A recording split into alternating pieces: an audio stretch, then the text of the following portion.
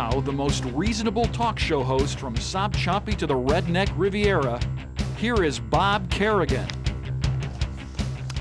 And good evening. Welcome to Within Reason. With you tonight, the Democrats, vow to not bend to these credit card companies. Boy, that credit card act that they passed was a gift to Bush.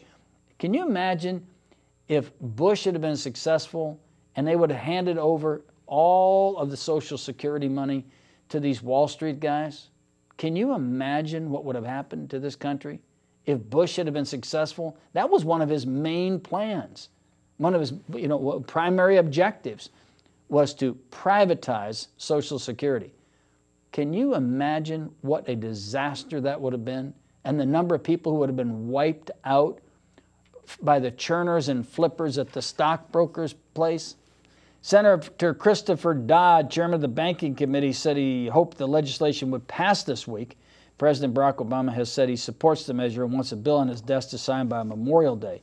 It's been a long time coming, said Dodd, of the proposal, which would prohibit arbitrary credit card rate hikes and make it harder for people under 21 to get a card. These credit card companies got away with absolute murder under the Bush administration. Just terrible what they did and allowed these credit card companies. But you know, in our community, and really throughout the country, credit cards aren't so bad. When you understand the game that the big banks play by operating places like payday loans and advanced refund receipt places, check cashing, payday loans, not title companies now across the border in Alabama. All of these predatory lenders that we have that do, in fact, prey on the poor. Not the non-working poor. I'm talking about the heart and core of our working people in the community that don't have a lot of disposable income.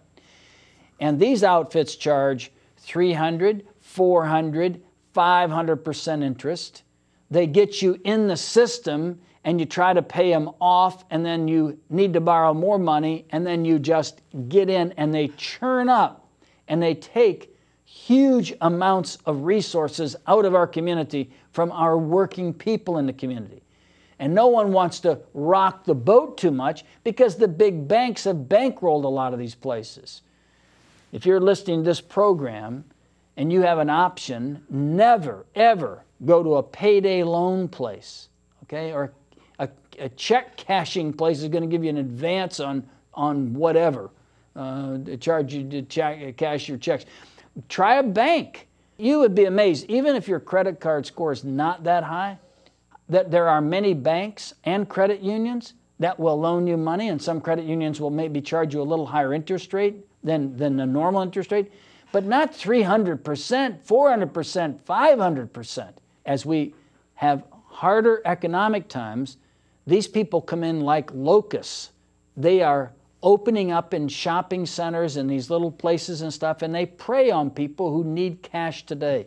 Encourage employers to set up perhaps a payday advance within their employment, or have a group of employers to get together to set up some kind of a fund for good employees who get a little short and need an advance. We need to start solving those kinds of solutions, because that money goes out of this community like sauce through a billy goat. It is gone. It is in New York or the Caribbean or offshore. It's not helping our community. Predatory lending. You see these places all over.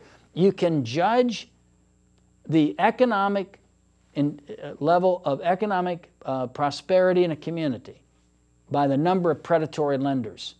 Pottsville, Pennsylvania. They don't have much in Pottsville, but they had this kosher meat packing plant. People had worked there for years.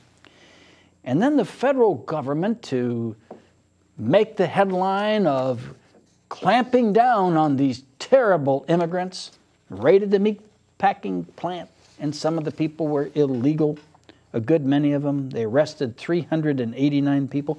There's an ad running right now on radio where they're soliciting money. Here's what they say. The ads are very cleverly written. They passed, I think it's a statute or some regulation that they were going to aim at predators, sexual predators who were not legal citizens of the United States and not here legally, okay? And they made a bunch of arrests. But the arrests had nothing to do with sexual predators, okay? Nothing to do with them. In fact, I think they might have gotten 2 people who might have been accused of it or something. But all the other arrests were totally irrelevant. They had nothing to do with the sexual predators. So this ad on the radio to get you to send money to fight these terrible immigrants says that after the Sexual Predator Act was passed and immigration crackdowns began, 4,000 people were arrested or something. This is a completely misleading, bogus, nonsense ad.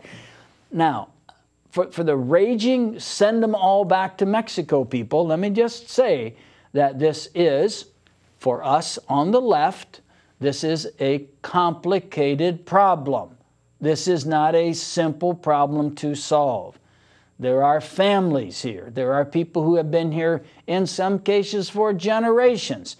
There are people who have been wonderful, productive citizens. Yes, anecdotally, you could find people that have violated the law. You can find that, okay? And they might be an illegal immigrant. That might be the case. But you cannot generalize about the population of people who've come here from these Central and South American countries and from Mexico. You just can't. They have been, if there is a generalization, I just violated my own rule, in my view, largely productive citizens who have added to the vibrancy and the health and the vitality of our community. And we need to approach the problem with much more sensitivity to the complexity of it. Yes, it could be a black and white problem, which is the perfect problem for talk radio. Send them all back, all 12 million of them. Put them on a big train and send them back to where? I don't know, Mexico or some other place. Build a fence on the border. I mean, all these plans really don't address the core economic disparity that causes these folks to come here and work. This program is rebroadcast on Monday and on Friday, and we hope that you will watch us on the rebroadcast or join us next week. And thank you very much for watching. We'll see you next Wednesday at 7 o'clock.